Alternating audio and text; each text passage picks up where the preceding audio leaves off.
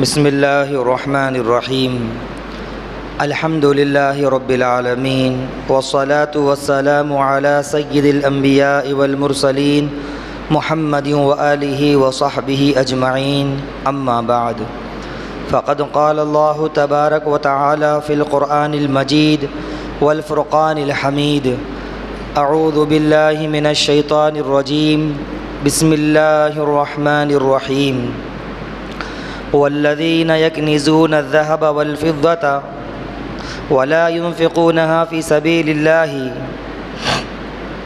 إلى آخر الآية صدق الله العظيم. وقال تعالى في مقام آخر أقيموا الصلاة وآتوا الزكاة وأقرضوا الله قرضا حسنا. صدق الله العظيم. اللهم صل على سيدنا محمد في أول كلامنا، اللهم صل على سيدنا محمد في أوسط كلامنا، اللهم صل على سيدنا محمد في آخر كلامنا.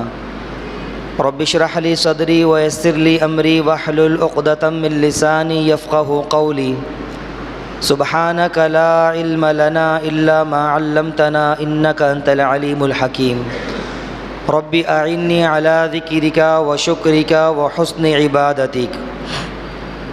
محترم سامعین کرام، بزرگوں، دوستوں، اللہ رب العزت نے ہمیں ایمان کی دولت سے نوازا ہے، ایمان کی دولت سے سرفراز فرمایا ہے. اب اس ایمان کی نعمت کا تقاضا یہ ہے کہ ہم اللہ کے سچے پکے بندے بن جائیں، خالص اللہ کے بندے بن جائیں. اور اللہ کے سچے پکے بندے کے لیے دو چیزیں ضروری ہیں. ایک تو تعلق مع اللہ، یعنی اللہ سے تعلق کو مضبوط کیا جائے. دوسرا، اللہ کی جو مخلوقات ہیں ان سے تعلق کو مضبوط کیا جائے. پہلی چیز یعنی اللہ سے تعلق کو مضبوط کرنے کا ذریعہ وہ نماز ہے. اللہ تعالیٰ نے قرآن مجید میں ارشاد فرما دیا واسجد واقترب، سجدہ کر اور تقرب حاصل کر، سجدہ کر اور قرب حاصل کر لے. تو نماز اللہ سے تعلق کے مضبوط کرنے کا بہت بڑا ذریعہ ہے. جب اللہ سے تعلق مضبوط ہو گیا تو اس بات کا یہ تقاضا کرتی ہے کہ ہم بندوں سے بھی، مخلوق سے بھی تعلق کو مضبوط کر لیں. اور بندوں سے تعلق کو مضبوط کرنے کا ذریعہ ہے انفاق فی سبیل اللہ، اللہ کے راستے میں خرچ کرنا، صدقہ خیرات کرنا، زکوٰۃ ادا کرنا.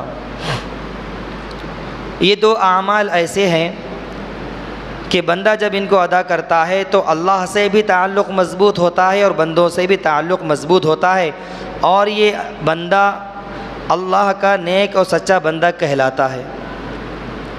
اللہ تعالیٰ نے قرآن مجید میں جگہ جگہ ارشاد فرمایا اقیموا الصلاۃ وآتوا الزکاۃ.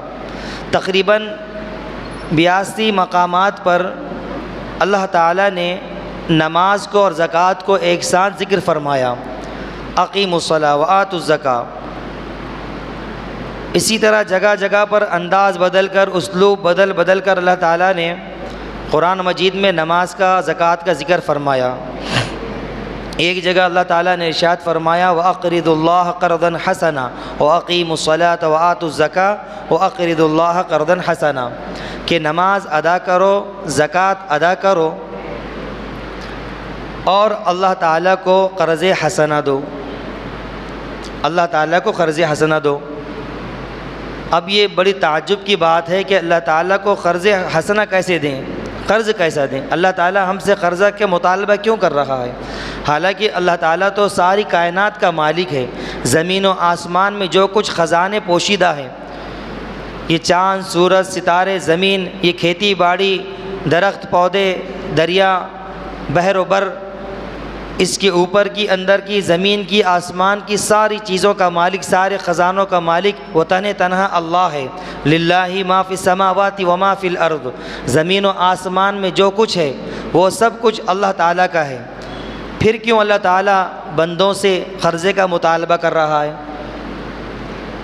لیکن قرآن کی آیت پڑھنے سے معلوم ہو رہا ہے کہ اللہ تعالیٰ مطالبہ کر رہے ہیں، وَأَقْرِضُوا اللَّهَ قَرْضًا حَسَنًا، کہ اللہ تعالیٰ کو قرض دو۔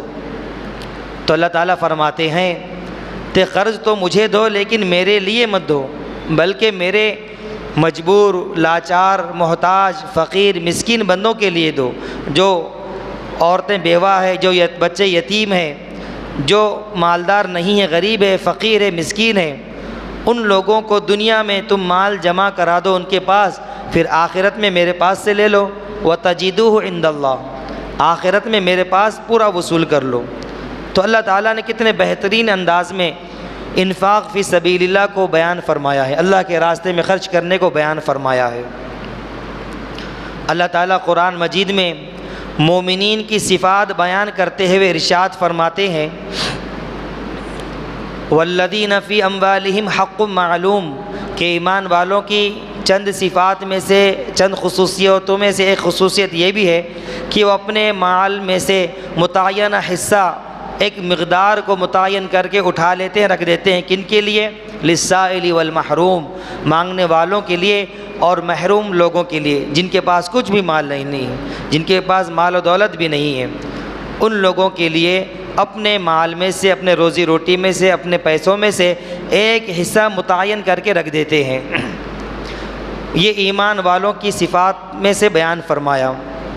اور ایک جگہ اللہ تعالیٰ نے ارشاد فرمایا یسألونک ماذا ینفقون، اے نبی آپ سے لوگ پوچھ رہے ہیں کہ مال کیسے خرچ کریں، کیا مال خرچ کریں، کون سا مال خرچ کریں؟ آپ کہہ دیجئے، اللہ تعالیٰ ارشاد فرماتے ہیں قل العفو، کہ وہ مال خرچ کرو جو تمہارے مال میں بچ جائیں، جو زائد مال تمہارے پاس بچا ہوا ہے اس میں سے مال کو خرچ کرو۔ دنیا کے کسی بھی مذہب نے اپنے ماننے والوں کو یہ حکم نہیں دیا کہ اپنے زائد مال میں سے خرچ کرو۔ یہ اسلام کا امتیاز ہے کہ اسلام نے اپنے ماننے والوں کو یہ حکم دیا کہ اپنے زائد مال میں سے خرچ کرو، اور خرچ کرنے والوں نے خرچ بھی کیا، بہت دیا۔ اس کی مثالیں ہیں، اللہ کے رسول صلی اللہ علیہ وسلم نے غزوہ تبوک کے موقع پر جب عام چندے کا اعلان کیا تو حضرت صدر سیدنا ابو بکر صدیق رضی اللہ تعالی عنہ نے اپنے گھر کا سارا مال لا کر دربار رسال مآب صلی اللہ علیہ وسلم میں پیش کر دیا، اللہ کے رسول صلی اللہ علیہ وسلم کی خدمت میں پیش کر دیا۔ یعنی اس امت کے ایسے بھی لوگ گزرے ہیں جنہوں نے یہ عمل کر کے بھی دکھلا دیا، اگرچہ کہ وہ عمل اللہ کے راستے میں انفاق فی سبیل اللہ، صدقہ خیرات اگرچہ کہ فرض نہیں ہے، لیکن بندوں نے یہ کر کے بھی دکھلا دیا۔ اور اللہ کے راستے میں مال دینے سے ہوتا کیا ہے؟ انفاق فی سبیل اللہ سے فائدہ کیا ہے؟ تو اس کا فائدہ اللہ تعالیٰ نے قرآن مجید کی ایک دوسری آیت میں بیان فرما دیا، وَمَثَلُ الَّذِينَ يُنْفِقُونَ أَمْوَالَهُمْ فِي سَبِيلِ اللَّهِ كَمَثَلِ حَبَّةٍ أَنبَتَتْ سَبْعَ سَنَابِلَ فِي كُلِّ سُنبُلَةٍ مِّائَةُ حَبَّةٍ وَاللَّهُ يُضَاعِفُ لِمَن يَشَاءُ، کہ اس کی مثال اللہ تعالیٰ نے ایسی دی جو اللہ کے راستے میں خرچ کرتا ہے کہ ایک کسان ہوتا ہے، وہ اپنے زمین میں بیج بوتا ہے، بیج میں سے پودا اگتا ہے، اور پودے کو ایک پھول اور بالی لگتی ہے، 7 بالیاں لگتی ہیں، 7 بالی میں ہر بالی میں 100 دانے لگتے ہیں، تو ایک دانے کے بدلے 700 دانے اضافہ ہو رہا ہے۔ تو اللہ تعالیٰ نے یہی مثال دی کہ اللہ کے راستے میں خرچ کرنے والوں کی، جو انفاق فی سبیل اللہ کرتے ہیں، صدقہ خیرات کرتے ہیں، زکوٰۃ ادا کرتے ہیں، اللہ تعالیٰ نے ارشاد فرمایا کہ ان کو ثواب کے اعتبار سے 1 روپے کے بدلے 700 سے زیادہ ثواب عطا کیا جاتا ہے۔ اور آگے ارشاد فرمایا واللہ یضاعف لمن یشاء، اور اللہ تعالیٰ ثواب کے اعتبار سے جتنا چاہے اس کو زیادہ اضافہ کر کے عطا فرماتے ہیں، جس کا تصور نہیں کیا جا سکتا۔ اب صدقہ خیرات زکوٰۃ کیوں کی جاتی ہے، کیوں دی جاتی ہے؟ اللہ تعالیٰ نے قرآن مجید میں ارشاد فرما دیا خذ من اموالہم صدقۃ تطہرہم، کہ اے نبی جی آپ لوگوں کے مال میں سے صدقہ خیرات لیجئے، زکوٰۃ لیجئے، تاکہ ان کے مال پاک صاف ہو جائیں۔ پاک صاف، یہ زکوٰۃ جو ہوتی ہے، صدقہ خیرات ہوتا ہے، یہ اپنے مال کو پاک کرنے کا ذریعہ ہوتا ہے۔ ایک جگہ اللہ تعالیٰ نے ارشاد فرمایا یمحق اللہ الربا ویربی الصدقات، کہ اللہ تعالیٰ نے سود کو حرام کیا ہے اور گھٹایا ہے، مٹایا ہے، اور صدقہ خیرات کو بڑھایا ہے، اضافہ کیا ہے۔ ویربی الصدقات، بظاہر تو سود لینے کرنے سے بظاہر تو مال میں اضافہ نظر آتا ہے، اور بظاہر صدقہ خیرات کرنے میں مال میں کمی نظر آتی ہے، لیکن سود کی وجہ سے مال میں بے برکتی آ جاتی ہے، کمی آ جاتی ہے۔ بظاہر وہ زیادہ کتنا بھی ہو، کوئی برکت نہیں ہوتی اس کے اندر، اور صدقہ خیرات کرنے میں بظاہر کمی ہوتی ہے، لیکن اللہ تعالیٰ اس میں برکتیں ڈال دیتے ہیں، اس کے اندر برکتیں ڈال دیتے ہیں، اس کو نعمت بنا دیتے ہیں انسان کے لیے، پھر وہ کم روزی پر بھی اس کا کام چل جاتا ہے، اس کا گزارا ہو جاتا ہے۔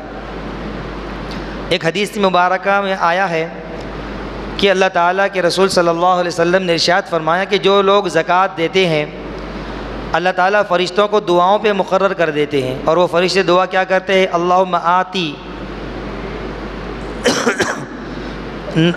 انفاقاً، اللہم آتی انفاقاً خلفاً وآتی ممسکاً تلفاً، کہ اللہ جو تیرے راستے میں خرچ کرتا ہے اس کے مال میں برکت عطا فرما، اضافہ عطا فرما، اور جو تیرے راستے میں مال کو خرچ نہیں کرتا، بچا کے رکھتا ہے، اپنے پاس رکا کے رکھتا ہے، ان کے مال میں کمی کر دے اور ان کے مال کو ہلاکت کا ذریعہ بنا دے۔ تو صدقہ خیرات کرنا یہ مال میں کمی کا ذریعہ نہیں ہے۔ ما نقص صدقۃ من مال، کہ صدقہ کرنے سے مال میں کمی نہیں آتی ہے۔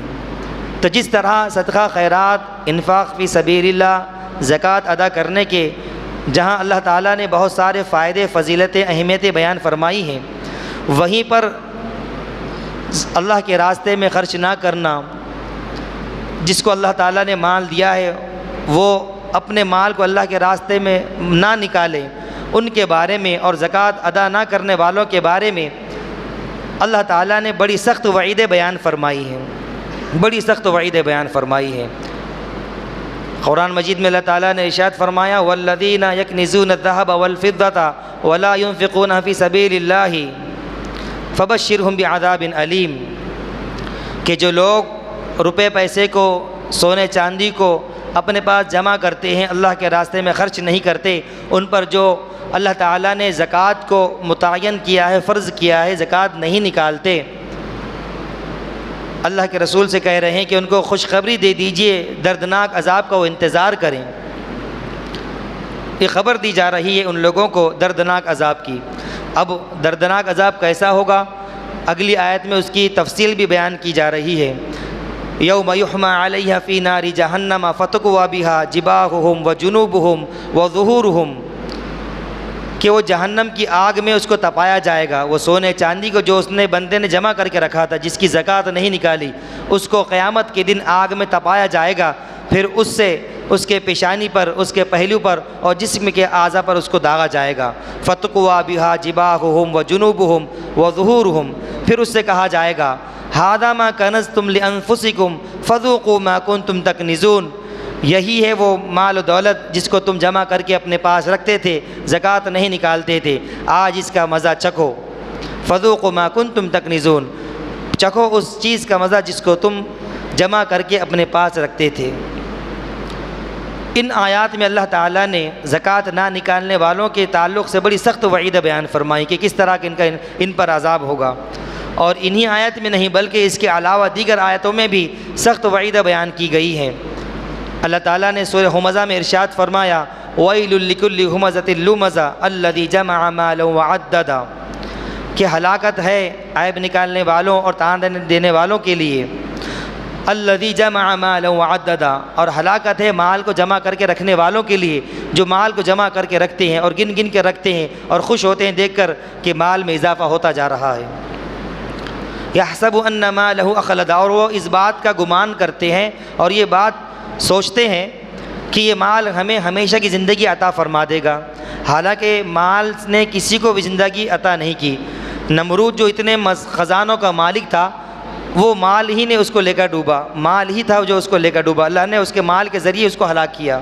تو مال زندگی کی بقا کا ذریعہ نہیں ہے، زندگی جو ہمیشہ ہم کو عطا کرے گا وہ مال نہیں ہے۔ تو لوگ پیسے جمع کر کے زکوٰۃ نہ دے کر اپنے پاس جمع رکھتے ہیں، یحسب ان مالہ اخلدا، اور گمان کرتے ہیں کہ یہ مال سے ہمیں زندگی عطا کی جائے گی۔ کلا، اللہ تعالیٰ ارشاد فرمانے ہرگز نہیں، ایسا کبھی نہیں ہوگا۔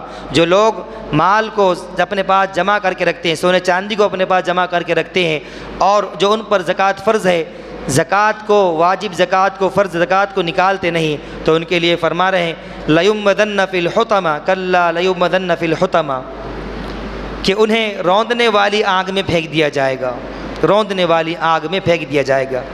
وما ادراک ما حطمہ، حطمہ کیا ہے آپ کو کیا معلوم؟ پھر اللہ تعالیٰ خود ارشاد فرما رہے ہیں نار اللہ الموقدہ، کہ حطمہ ایسی آگ ہے جو اللہ کی لگائی ہوئی آگ ہے، جو بندوں کی، انسانوں کی لگائی ہوئی آگ نہیں ہے کہ جو مٹی سے بجھ جائے، جو آگ مٹی سے، پانی سے بجھ جائے، ایسی آگ نہیں ہے۔ جو فائر بریگیڈز کے ذریعے بجھا جیت جائے، ایسی آگ نہیں ہے، بلکہ یہ اللہ کی لگائی، اللہ کی سلگائی ہوئی آگ ہے۔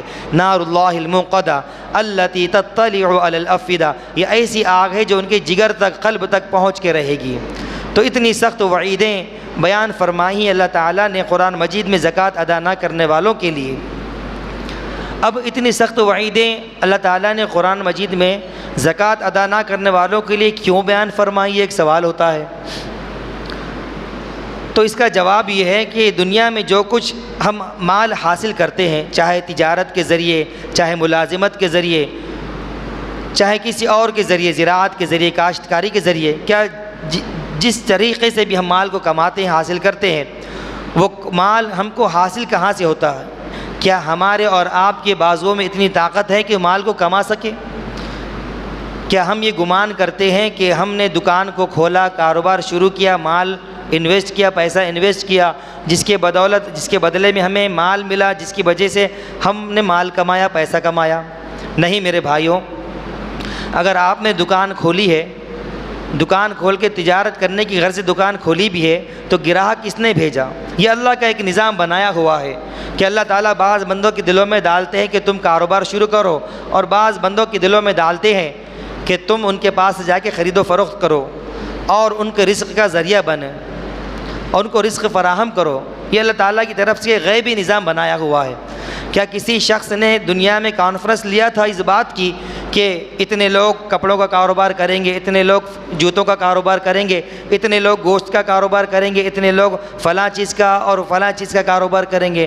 نہیں، کسی نے بھی کانفرنس نہیں کیا، بلکہ یہ من جانب اللہ، اللہ کی طرف سے بندوں کے دلوں میں بات ڈالی جاتی ہے کہ کسی نے کپڑوں کی خرید و فروخت کر دی، کسی نے جوتوں کا کاروبار شروع کر دیا، کسی نے کچھ کاروبار کیا، کسی نے گوشت کا کاروبار کیا، کسی نے سبزی فروخت کا کاروبار کیا۔ اور بعض بندوں کے دلوں میں اللہ تعالیٰ یہ بات ڈال دیتے ہیں کہ تم ان کے پاس جا کے فلاں فلاں چیز خرید لو اور ان کی روزی روٹی کا ذریعہ بن جاؤ۔ تو اللہ تعالیٰ نے یہ غیبی نظام بنایا ہوا ہے۔ تو یہ نظام جو بنا ہوا ہے، چاہے وہ تجارت کے ذریعے حاصل ہو، ملازمت کے ذریعے حاصل ہو، جو کچھ مال ہمیں حاصل ہوتا ہے وہ اللہ کا عطا کردہ ہے، اللہ کی طرف سے ہمیں ملتا ہے۔ مثال کے طور پر زراعت کرنے والا زمین میں دانے کو بوتا ہے، زمین میں دانے کو ڈالتا ہے اور پانی دیتا ہے، بس اس کا کام اتنا ہی ہے۔ اس کے بعد اس کو زمین کے اندر سے نکالتا کون ہے؟ قوم بنا کر۔ حالانکہ وہ دانہ بے وزن ہوتا ہے، بے وقعت ہوتا ہے، اس کی کوئی حیثیت نہیں، کوئی طاقت نہیں ہوتی، لیکن وہ سخت سے سخت زمین کو پھاڑ کر نکلتا ہے اور کومپل کی شکل میں اوپر نکلتا ہے، اور اتنا نازک اور نرم ہوتا ہے کہ کوئی بچہ بھی مسل دے تو ختم ہو جاتا ہے۔ لیکن سردی، گرمی، ہر قسم کے موسم کو وہ سہتا ہے، اللہ تعالیٰ اس میں اس کی حفاظت کرتے ہیں۔ پھر وہ کومپل پودا بنتا ہے، پودے سے پھل بنتا ہے، پھول بنتا ہے، پھول سے پودے بنتے ہیں، سبزیاں بنتی ہے، پھر سارے کائنات میں اس کو پھیلایا جاتا ہے۔ یہ نظام کون چلا رہا ہے؟ یہ نظام یقیناً اللہ چلا رہا ہے۔ اللہ کا عطا کردہ نظام ہے کہ بعض لوگوں کو کاروبار کی توفیق دے دی، بعض لوگوں کو خریداری کی توفیق دے دی۔ بندے کو اللہ تعالیٰ نے اس دنیا میں بھیجا ہے کہ کام کو انجام دے، کسی بھی کام کو انجام دینے کے لیے اس دنیا میں بھیجا ہے۔ لیکن اس کام کے انجام دینے میں بندے کو یہ قدرت نہیں ہے کہ اس کے اندر جان پیدا کی جائے، اس کے اندر روح پھونکی جائے۔ یہ تو اللہ تعالیٰ اپنی قدرت سے چیزوں کو پیدا فرماتے ہیں اور ہمیں اور آپ کو وہ چیزیں عطا فرماتے ہیں۔ تو یہ ساری چیزیں اللہ کی عطا کردہ ہیں، اللہ کی عطا کردہ۔ پھر اللہ تعالیٰ نے ہمیں وہ چیزیں عطا کی اور ان چیزوں کا ہمیں مالک بھی بنا دیا، خود بھی مالک نہیں بنا، حالانکہ حقیقی مالک تو ساری چیزوں کا کون ہے؟ اللہ ہے، تنہا تنہا اللہ ہے۔ اللہ تعالیٰ نے سورہ یاسین میں فرمایا اولم یروا انا خلقنا لهم مما عملت ایدینا انعاما، کہ کیا تم نہیں دیکھتے کہ ہم نے اپنے ہاتھوں سے چوپائے بنا دیے اور فہم لہا مالکون، اور ان کا اس کو مالک بنا دیا۔ دنیا میں تو بظاہری جو چیزیں مصنوعی چیزیں ہیں، سواریاں، گاڑی ہے، جہاز ہے، اس کو اللہ تعالیٰ نے انسان کے اندر، انسان کے عقل میں چیز ڈالی جس کے ذریعے اس نے بنا دیا۔ لیکن مویشی جانور جس کو وہ اپنے ذریعے اپنے اس لیے استعمال کرتا ہے، پہلے زمانے میں جو لوگ استعمال کرتے تھے سواریوں کے طور پر، تو اس میں بنانے کا انسان کا اس کے اندر کوئی دخل نہیں مویشی کو پیدا کرنے کا، لیکن اللہ نے اس کا مالک بنا دیا۔ انسان اس کو استعمال کرتا ہے، اس کو سواری کے طور پر استعمال کرتا تھا، کرتا چلا آ رہا ہے، ابھی بھی کرتا ہے۔ حقیقی مالک ساری چیزوں کا اللہ ہے، اس کے باوجود بھی اللہ تعالیٰ نے مالک ہم کو کہا ہے۔ پھر اللہ تعالیٰ نے اس چیز کا مطالبہ کیا کہ جو چیزیں میں نے تم کو دیا ہے، جو مال میں نے تم کو عطا کیا ہے، ان میں سے کچھ مال میرے راستے میں خرچ کرو۔ سارے مال کا بھی مطالبہ نہیں کر رہا ہے۔ اگر ہم اس مال کو اللہ کے راستے میں خرچ کریں گے تو بقیہ مال کی حفاظت ہوگی، بقیہ مال برکت کا ذریعہ بنے گا، نجات کا ذریعہ بنے گا، ہمارے لیے برکت نعمتوں کا ذریعہ بنے گا۔ اور اگر ہم اپنے مال میں سے کچھ مال اللہ کے راستے میں خرچ نہیں کریں گے تو پھر وہ جہنم کے انگارے بنیں گے، جو مرنے کے بعد قیامت کے دن ہمارے سامنے پیش کی جائیں گے، جس کے ذریعے ہمیں عذاب دیا جائے گا، جس کا ذکر میں نے قرآن کی آیت پیش کر کے آپ کو سنا دیا۔ تو اللہ تعالیٰ نے اپنے عطا کردہ مال میں سے زکوٰۃ کا مطالبہ کیا ہے۔ زکوٰۃ کا مطالبہ کتنا؟ 2.5%، پورا کا پورا بھی نہیں۔ اللہ چاہتے تو پورا کا پورا ہم سے مطالبہ کر سکتے تھے، یہ انصاف کے خلاف بھی نہیں تھی بات کہ 97% مجھے میرے راستے میں خرچ کرو اور 2.5% تم اپنے پاس رکھو، یہ انصاف کے خلاف بھی بات نہیں تھی، کیونکہ سارا کا سارا مال دیا ہوا اللہ کا ہی ہے۔ لیکن اللہ نے ہم پر کرم فرمایا، فضل فرمایا کہ ہمیں 97.5% کا مطالبہ نہیں کیا، بلکہ 2.5% کا مطالبہ کیا، 40واں حصے کا مطالبہ کیا کہ 100 روپے میں سے ہم اپنا 40واں حصہ اللہ کے راستے میں خرچ کریں، 2.5% خرچ کریں، 40 روپے میں سے 1 روپے اللہ کے راستے میں خرچ کریں۔ اس بات کا اللہ تعالیٰ ہم سے مطالبہ کر رہا ہے۔ زکوٰۃ کے مسائل یہ ہیں کہ زکوٰۃ کس پر فرض ہے؟ صاحب نصاب پر۔ آسان سی بات ہے کہ جو صاحب نصاب ہے اس پر زکوٰۃ فرض ہے، اور جو نصاب کا مالک نہیں ہے اس پر زکوٰۃ فرض نہیں ہے۔ اب زکوٰۃ کا نصاب کیا ہے؟ زکوٰۃ کا نصاب یہ ہے کہ کسی شخص کے پاس 52.5 تولہ چاندی ہو تو اس پر زکوٰۃ فرض ہو جاتی ہے، یا اس کی برابر قیمت اس کے پاس موجود ہے تو اس پر زکوٰۃ فرض ہو جاتی ہے۔